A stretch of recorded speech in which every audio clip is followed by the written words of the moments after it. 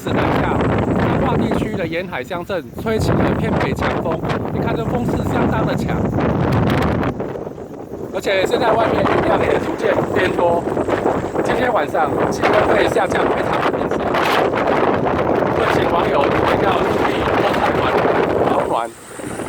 明天的风势还是很强，天气是多云到阴的天气，而且气温还是比较低的。